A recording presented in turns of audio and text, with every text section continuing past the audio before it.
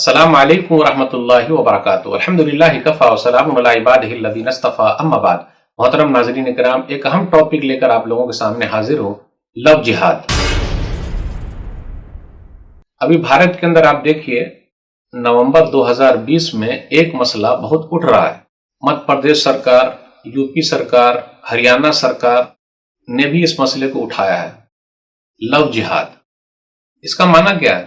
لڑکا مسلمان اور لڑکی ہندو، لو جہاد۔ قانون بنانے کی تیاری چل رہی ہے اور کہیں دوسری جگہ پہ مانگ بھی ہو رہی ہے، جیسے بہار کے اندر مانگ چل رہی ہے۔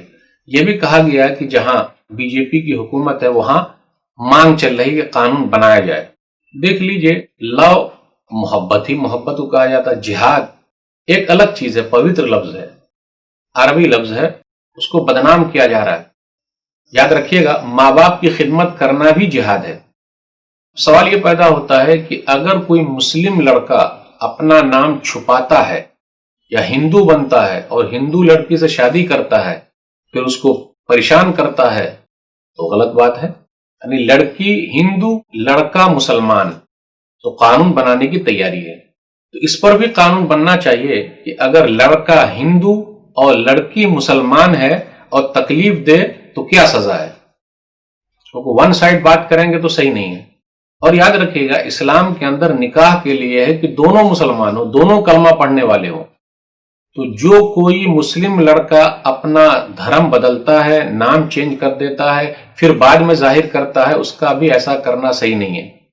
شادی کرنے کے لیے ایسا کرتا ہے، اسلامیکل ہے، دونوں اسلام والے ہو۔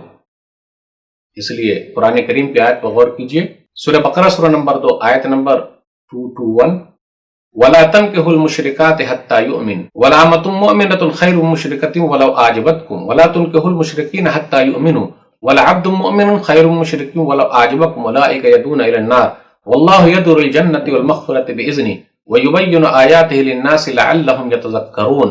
تم مشرکہ عورتوں سے نکاح نہ کرو جب تک کہ وہ ایمان والی نہ ہو جائے۔ ایک ایمان والی لونڈی بہتر ہے، گرچہ وہ مشرکہ عورتیں تمہیں پسند آ جائے۔ اور اپنی بیٹیوں کا نکاح مشرک مردوں سے مت کرو۔ ایک غلام نوکر جو مسلمان ہے وہ زیادہ بہتر ہے، گرچہ وہ مشرک مرد تمہیں اچھے لگیں۔ وہ لوگ جہنم کی طرف بلاتے ہیں اور اللہ تعالیٰ بخشش کی طرف بلاتا ہے۔ یہ لوگوں کے لیے بیان کر رہے ہیں تاکہ لوگ سمجھ جائیں۔ تو یاد رکھیے گا، جو مسلم بہنیں بھاگ بھاگ کے شادی کر رہی ہیں ہندو لڑکوں سے، تو اس کے اوپر بھی قانون بننا چاہیے۔ تو میرے بھائیوں، محبت کی بات کی جائے، بڑا اچھا رہے گا۔ ان جملوں کے ذریعے صرف ایک خاص ماننے والے کو ٹارگٹ کرنا صحیح نہیں ہے، اور اس کی اجازت اپنا بھارتی قانون بھی نہیں دیتا ہے۔ اللہ ہم سب کو صحیح سمجھ عطا فرمائے، آمین۔ سوچ رکھیے گا کہ جو بھی دھوکہ دے گا، پریشان کرے گا، اس کے لیے سزا ہے، چاہے جس دھرم کا بھی ہو۔